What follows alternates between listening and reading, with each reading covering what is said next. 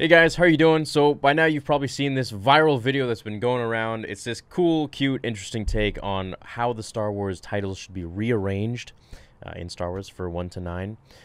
It is by Fake Disney Facts, I believe, and I've gotten a lot of requests. You can even see here, I found out there's some people that have been tagging me to kind of give my response on this.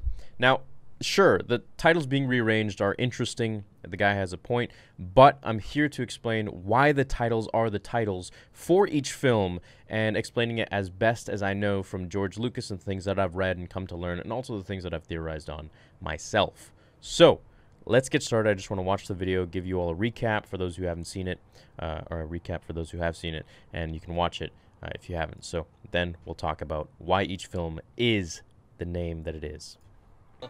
What happens in Episode 1? We meet Anakin Skywalker, the rise of Skywalker. Okay, so the Phantom Menace is the Phantom Menace because, as he explains in Episode 9, the Phantom Menace is Palpatine. He has got two faces, right? So he's the guy, the Senate, you know, he's the Chancellor. At this point, he's just a politician, and he's going to become Chancellor. And then, of course, he is also the Dark Lord of the Sith, Darth Sidious. So that's why it's the Phantom Menace. It's about Palpatine. Years later, we find out that Palpatine, leader of the Sith, have ordered an army to destroy the Jedi. Revenge of the Sith. It's not the Revenge of the Sith because the Sith haven't fully come out of hiding yet.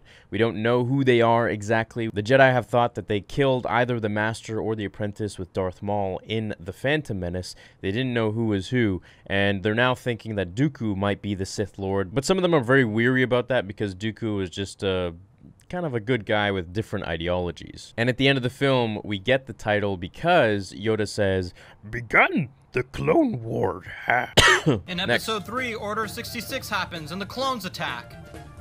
Attack of the Clones. So this one would be Revenge of the Sith because at this point, Sidious now has his final apprentice, the one that he's been coaxing for about, well, over 10 years now, since he saw Anakin Skywalker. Something that people don't realize is that Darth Maul was merely a tool, and so was Count Dooku. They weren't Palpatine's full true apprentice that he wanted from the get-go. Darth Maul wasn't even really considered an apprentice to Palpatine as described in the Darth Plagueis novel. Darth Plagueis was Palpatine's master, if you don't know, and the Rule of Two states that you can only have one master and one apprentice. But because Palpatine had Darth Maul as his apprentice, Darth Plagueis knew about this, and so Palpatine told him that, hey, I want to train this guy, I think he's good. And Darth Plagueis gave him the go-ahead, saying that he's merely an assassin and that they can't break the Rule of Two. So, therefore, the Sith never really fully came about until this point when Anakin became Darth Vader, the true apprentice, one far younger and more powerful. In Episode 4, Obi-Wan teaches Luke that it's time for the Jedi to return. Return of the Jedi.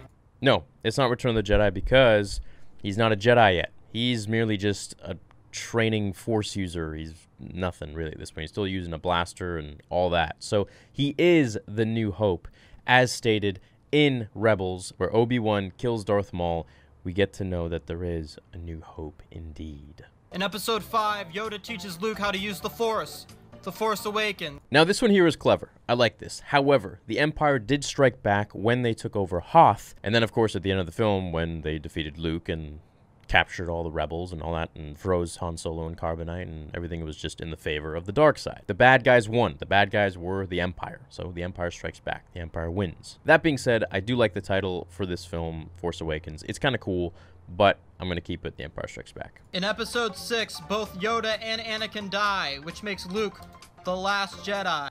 Alright, so the reason this is called Return of the Jedi, a lot of people think that it's because Luke comes back and he's a Jedi Knight at this point. No, wrong.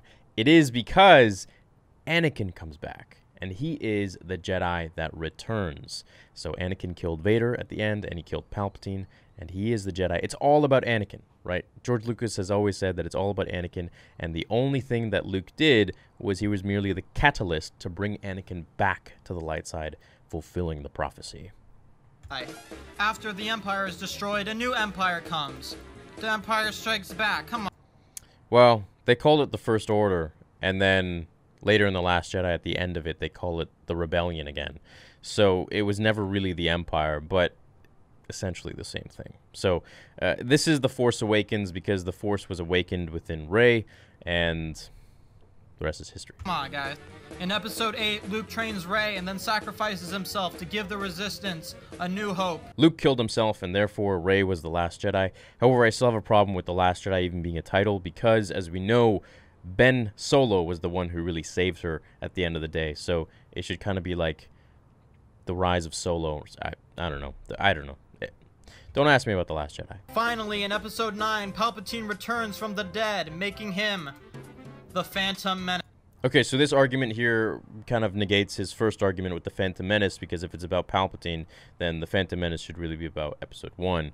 This one is the Rise of Skywalker, because Rey calls herself a Skywalker at the very end, and it's the rise of it. But in my opinion, I like to think that because Ben Solo saved her, it's really, you know, the rise of the last Skywalker. Then again, there's so many points that I'm confused by regarding the sequel trilogy, so I can really speak for 1 to 6 very well, because I've studied that the most, grew up with that, and interested in that the most. So there you have it. That's why the titles are the names they are. George Lucas, I love you. Fans, I love you. Catch you guys in the next one.